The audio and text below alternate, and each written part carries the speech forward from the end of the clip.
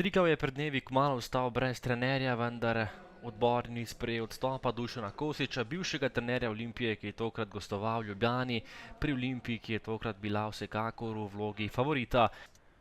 Olimpija je tekmo bolje pričela, tole je že akcija iz 3. minute, ko je zatresel mrežo Filip Valenčič, žoga na prvo vratnico in natančen strel tega Ljubljančana, ki je tokrat dočakal priložnost v začetni postavi.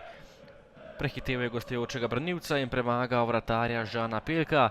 8. minuta, še ena priložnost za Olimpijo, tokrat je meril Andraž Šporar, danes izjemno ofenzivna postava Olimpije, Šporar, Valenčič in tudi Đurković, vsi trije napadalci v začetni postavi.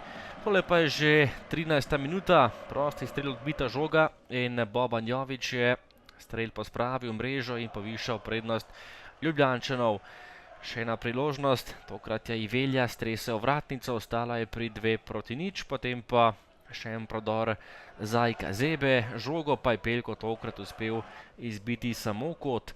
Po dobre pol ure igre priložnost za Ljubljančane, kot in najvišji je bil Aris Zarifović.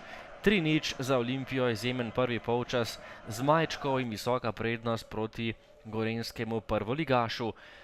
Tole je že slika iz drugega polčasa, najprej je zapretil Nukić, na pravem mestu Šeliga, ki je žogo uspel izbiti v kot, po kotu čez 10 minut pa najvišji Kongnjuj, ki je dosegal častni gol za Triglavane, najvišji je bil temnopolti nogometaš v dresu Triglava in znižal na 3:1.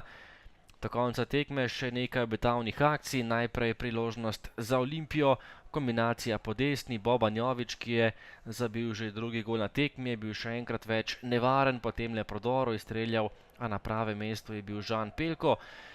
Na drugi strani prekršek morda za 11 metrovko, zahtevali so jo gostje, vendar je niso dobili. To je bil tudi končni izid tekme, Olimpija Triglav 3:1.